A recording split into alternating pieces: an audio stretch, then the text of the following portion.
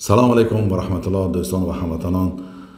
саволи ман ба олимони дини миллати тоҷик, хонаводони Турҷонзода мисол гӯем, онҳо қозӣ буданд, нозикои фатворо медонанд ва ба ҳоҷи мирзо ва сӯҳроби одилиён ва ғайра толибилм ва олимони дини миллати тоҷик. чаро миллати тоҷик? зеро ки ин ҳолате ки бар сари мо омад, онҳо инро хубтар мефаҳманд. барои ҳамин саволи ман ба онҳо ё саволи маро расонем ки оё алон вақташ наомад ки ҳай алал ҷиҳадро эълон бикунед бар зидди ин парламент, ин депутатое ки ин қонунҳоро баровардану имзо гузоштанд ва ҷорӣ карда истоданд? мо дидем ки дар рӯзи охир имзо гузоштанд, манъ карданд сатри миллати тоҷикро, занони баномуси миллати тоҷикро бар онҳо даст дароз карда сарҳои онҳоро луч мекунанд ва ирд гаштан кӯдакон мамнӯъ ва ҳоҷое ки ҳаҷ рафтан зиёрати онҳо мамнӯъ ва ғайра. ман ба шумо се далел мебиёрам. аз назари инсонӣ динро гӯям яктараф мемонем. аз назари инсонӣ як инсони соҳибақл, одами оқилро савол диҳед ки оё касе даст дароз кунад бар зани ту ва хоҳари ту, рӯмолашро гирад, сарашро руч кунад, синаҳошро руч кунад, ту чӣ кор мекунӣ? ҳатман ӯ як коре мекунад. дуюмаш аз назари ҳайвонӣ гӯем.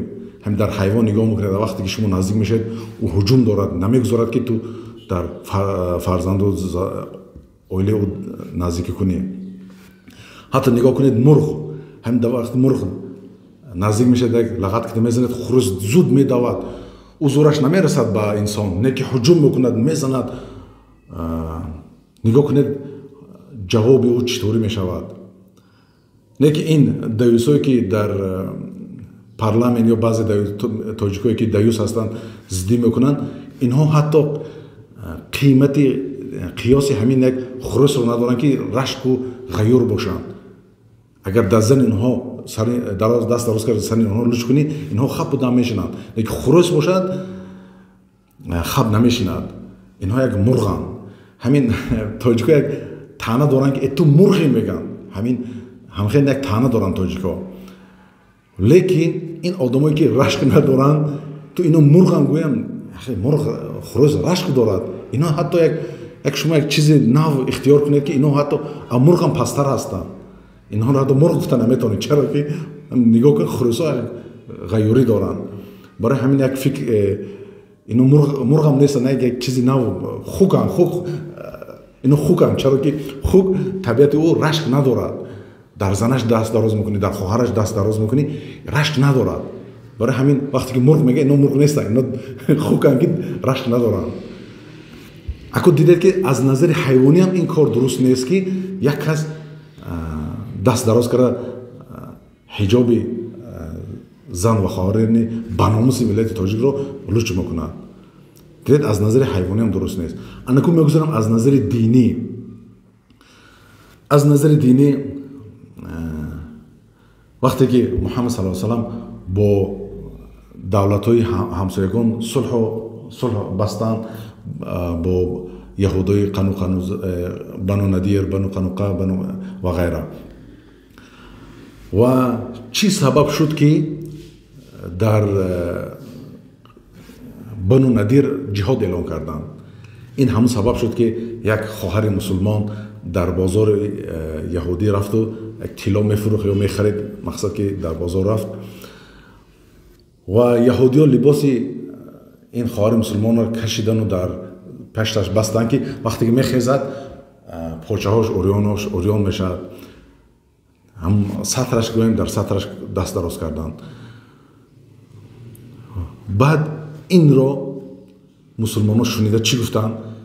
чӣ ҷавоб доданд? гуфтанд сабр мекунем, хай биё як барои хоҳар шуда сабр мекунем, хай шуд.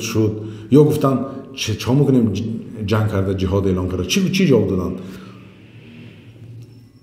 гӯем фавран Муҳаммад саллаллоҳу алайҳи ва саллам хестану гуфтанд ки ин уже гузаронданд. гуфтанд дар инҷо сабр нест. гуфтанд мо ҷиҳод эълон мекунем ба гурӯҳи бани надир. гуфтанд نگاه کنید که سبب همین جهاد اعلام کردن به بنو نذیر همین خواهر بود و خاصتا علاقه به حجاب او بود.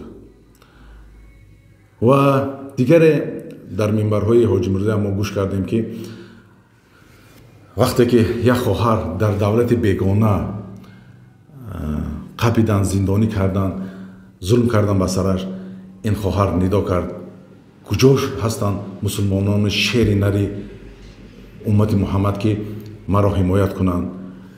کنی معتصمه کجا شد؟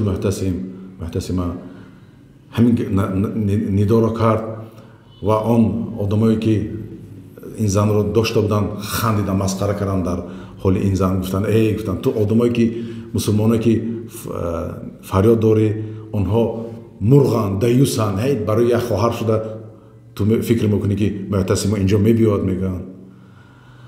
و این خبر با مسلمان ها و معتصمه رفته رسید. جواب او چی بود؟ گفت نه، برای یک خواهر شده ما کن دولت بیگانه می رویم. نه، بیا همین برای یک خواهر شده ما جنگ اعلام میکنیم، جهاد اعلام میکنیم. گفت چی گفت؟ او هم فوراً خست و اجاش همه را جمع کرد و گفت که حی علی الجهاد، ما میریم هم دولتی که خواهر را داشته بودن جنگ اعلام کردن و این خواهر را آزاد کردن. این خیلی دلیلا در تاریخ اسلام پر هست که وقتی که دست به خواهر ناموس خواهر مسلمان دراز میکنن، این تمام این هیچ جای صبر ندارد. خیلی تو صبر کرده میتونی که رشای مردا را گرفتی مانند دختر کردی، زن کردی، خیلی اینا شاید صبر کرده شود، شاید نه. ولیکن وقتی که در ناموس بناموس ملت تاجیک دست دراز کرده، سرش و سینه‌اش رو لوچ میکنن، چطور گفتم از نظر انسانی، از نظر حیوانی، از نظر دینی هیچ جوی صبرش نیست. این در هیچ رمکه نمیدارد که در این چیز صبر کنی یا خب دم نشینی. والله اعلم، یا من خطا میفهمم یا من سخرش کرده شدم. برای همین سوالی من با عالمان دینی ملت تاجیک بروین گوین این باید حی علی الجهاد، جهاد کنید بر ضد این پارلمانت و این دپوتاتایی که این قانون‌های برآوردن. یا اگر جهاد نباشد گوین که نه این جهاد نیست، این سبب نیست که ما جهاد اعلام کنیم، این دلایلی که ما آوردم شما رد کنید. گوید که نه این دلیل ها نمی شود که آدم جهاد اعلام کند. زیرا که ما اینقدر علم بسیاری نداریم که از نزد خود این فتواها رو تیم، این چیزا رو تیم. این حق علما و مفتی و قاضی و ما همه آدمایی که هستیم که پیروی علما میکنیم. برای همین سوال من به شما، گوین چیکار کنیم؟ زیرا که اگر شما خپ و دم نشینید، همین هم سبب می شود که بسیار جوانان ما در گروه های تندرو می روند، یک گروه های نامعلوم می روند. بعد شما در روز قیامت چی جواب می دهید؟ آنها می گویند که یا الله، این عالم تو، این پیروان میراث رسول اکرم هستند، اینها خپ و دم نشستند، ما از ناچاری در این گروه ها رفتیم.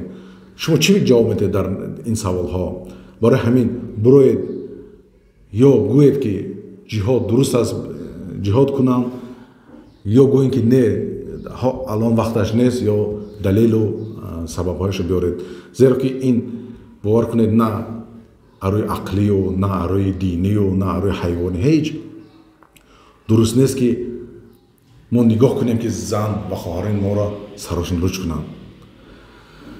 حسبنا الله و نعم الوکیل، انا لله و انا الیه راجعون. انتظارم در جواب این علمای دینی ملت تاجیک. شما رو به خداوند میسپارم این امانت را در جایش رسانین. این حالتی که ما داریم فهمونه چکار کنیم، زیرا که مردم خیلی در حالتی معصبن، یک در حالتی هستند که ممکن از عصبیشان در راهی گمراهی روند. و شما این در امانت خیانت میشه، در امانت دینی، در امانت این боварӣ. салому алайкум ва раҳматуллоҳи ва баракатуҳ.